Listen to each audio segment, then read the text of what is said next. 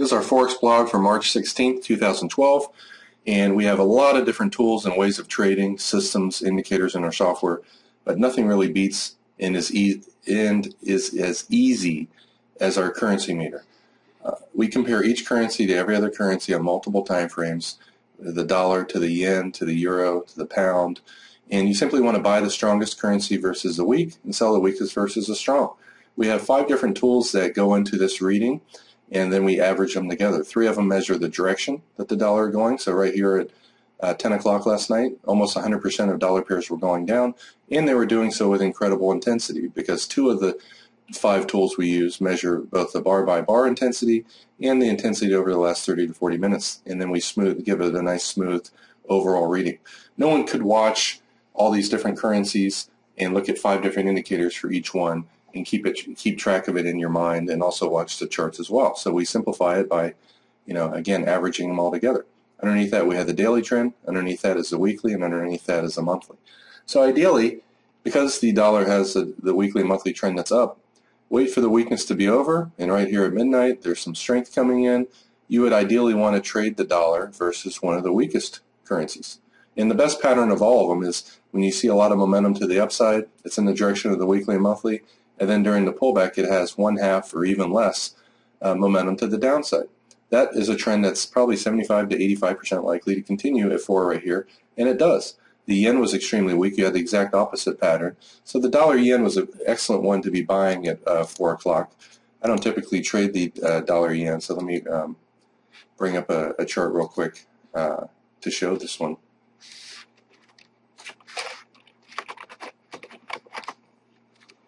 Put the dollar yen on here, and at 4 o'clock you're looking to be buying this because the dollar's strong and the yen is weak, and it's very likely to continue its uptrend. And notice you can see it's going up. It has a nice little double top right here. Normally double tops are an excellent reversal pattern, but in this case it didn't pull back at all. It didn't even pull back 10 pips, so it's very likely to go higher. You already know ahead of time that the next profit target is likely to be where it stops, and most of the time they don't go beyond the 1.618 fib target. And you can see that's right here at 83.79. So you're in this trade. It goes up about 20 pips. You're risking less than 10 pips, and that meets the risk-reward criteria. New traders should always take trades that are likely to give them 2 times more profit than what they're risking.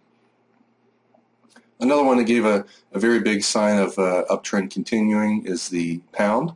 All the time frames are up. The momentum to the pullback is half of what the upwards momentum was, and the daily, weekly, monthly trend is up.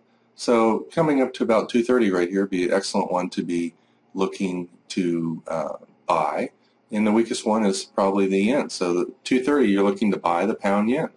It's that simple. Here is the chart, and at 230 you can see you had a little bit of a pullback right here. It breaks out. You're in this trade somewhere at 22, and if you use our intelligent trailing stops, it heads you all the way out here at 65. Nice little 40+ pip profit, and you certainly also could use our range charts to do the same thing. Here's the pound yen range chart, 230. The trailing stop heads you in here at 24 and out at 74. So you actually made about 50 pips using our range chart. The intelligent trailing stop is, in my opinion, superior on a range chart because time isn't a factor. Every one of these bars moves 6 pips, or if in the process of moving 6 pips it gaps up due to news or any kind of economic announcement, then that will be included. And this has a very tight stop, and it got you out right here at 74 for a 50 pip win using the range charts. Let's look for some other examples. The New Zealand was showing clear signs of a downtrend today. However, the daily, weekly, monthly trend was up, mainly because of how strong it's moved in the last few days. So when you see that kind of pattern, you can certainly look to trade it on the short side, but it's not as likely to continue for 5 hours, or like you see here in the pound and in the yen, because the longer term trend is actually in the opposite direction. So you can still take those trades, but usually 30 minutes to an hour and a half is the maximum you're going to, those currencies are going to continue to fall before, some trend strength is going to come in there. At 3 o'clock, you could sell the New Zealand. One of the stronger ones again was the dollar. So selling the New Zealand dollar around 3 o'clock makes sense. Now at 3 o'clock right here, it has the hourly moving average. You don't want to sell right in front of the hourly moving average because above the hourly is more likely to go up, below the hourly is more likely to go down. So you're probably better off waiting for it to break right here. And the last drop you had, let's click the drawing tool here to draw our fibs from the high to the low. It's not likely to go beyond the 1.618 because the New Zealand against other currencies is still strong longer term. The dollar is stronger than the New Zealand, so this shows a weekly and monthly trend that's down. However, using the currency meter, you can see the weekly and monthly trend of just the New Zealand itself is actually somewhat up, just not quite as up as the dollar, and that's why it shows a downtrend on this chart here. So somewhere between the first and second fib target you want to get out. You're short this at 93, you might have got out of this at 82, you only made 10 pips. You risked 10 pips. So this didn't really meet the risk versus reward criteria. You should always take trades that are likely to go 2 times higher. You should always take trades that are likely to give you 2 times more pips profit than what you're risking.